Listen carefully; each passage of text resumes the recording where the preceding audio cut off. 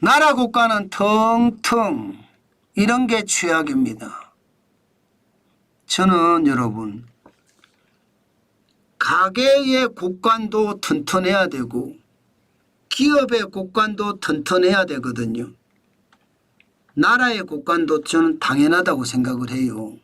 그런데 나라 국간이 텅텅 비잖아요.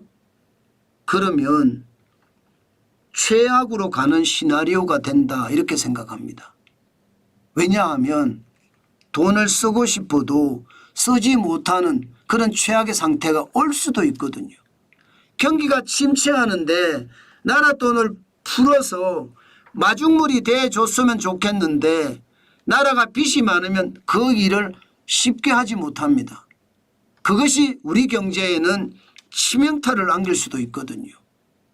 지금 나라 국간이 딱 그 모양새입니다. 여러분 이거 한번 보세요. 예, 8월입니다. 국가 재정 현황을 보면 총 수입은 396조 7천억 원이에요. 그런데 쓴 돈은 447조 원입니다. 통합재정수지라고 이야기를 하는데 이게 50조 4천억 원, 50조 4천억 원. 마이너스예요, 마이너스.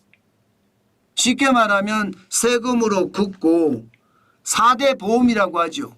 보험료로 긋고 긋는 돈은 396조 7천억 원인데 쓰는 돈은 447조 원이라는 거예요. 문제는 이 50조 4천억 원의 적자 이게 진짜 만만치 않은 돈이에요. 역대적으로도 보면 말입니다. 통합재정수지는 박근혜 대통령 때만 하더라도 흑자가 났어요.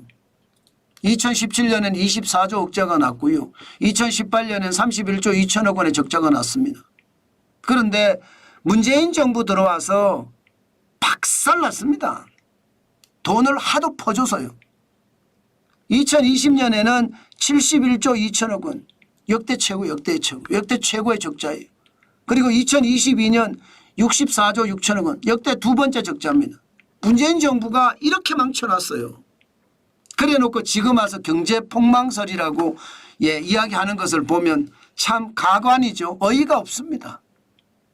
그런데 놀라운 것은 윤석열 정부도 만만치 않다는 거예요. 공룡 야당이기 때문에 정책을 마음대로 펼 수가 없다. 법안을 바꿔야 되는데 못 바꾸기 때문에 어쩔 수 없이 지출을 한다. 그게 많다. 이렇게 이야기하지만 연간 목표가 44조 4천억 적자가 목표인데 벌써 50조 4천억 원이 됐다는 건 여러분 나라 살림을 제대로 못 살았다예요. 여러분 여소야대도 여론입니다. 국민이 원해서 여소야대가 된 거예요. 그러면 윤석열 대통령은 여소야대 상황에서 국정을 어떻게 풀어갈지 고민하고 고민해서 야당과도 대화하고요. 야당과도 타협을 하면서 경제를 살려갔어야 되거든요. 저는 그걸 못했다고 보는 겁니다.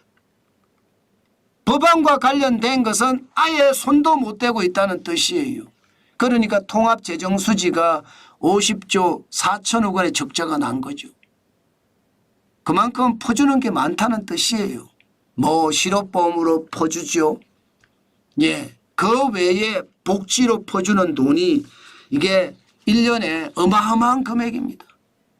더 큰 문제는요. 통합재정수지는 4대 기금이나 이런 것을 포함한 거잖아요. 순수 나라 살림으로 돌아가겠습니다. 국세만 가지고 세금을 받고 세금을 푸는 거 순수 나라 살림. 거기에 들어가 보면 여러분 기가 막힙니다.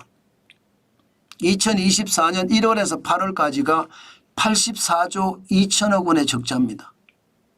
야, 괜찮을까요? 2020년 112조 적자가 났었고 2022년 117조 적자가 났거든요. 2022년 이게 권력교체입니다. 이럴 때 말입니다. 이쪽에서 풀고 저쪽에서 푸니까 이런 문제가 생긴 거거든요. 저는 참 무책임하다고 생각해요. 대통령이라는 사람들 진짜 무책임한 거예요. 2022년의 상황을 보면 어느 한쪽이 지지 않겠다. 한쪽은 풀고 또 한쪽은 풀고 그러니까 최악의 적자 117조 적자가 났잖아요. 저는 이런 게 지금 우리에게는 최악의 적자 앞으로 더 어려워질 거라고 예상을 하는 겁니다. 문제는 올 8월에 벌써 84조 2천억 원의 적자면 올해 목표치가 91조 6천억 원이면 이것도 말입니다. 역대 세 번째 적자, 역대 세 번째 적자. 최악이죠. 그러면 여러분, 나라 살림은요.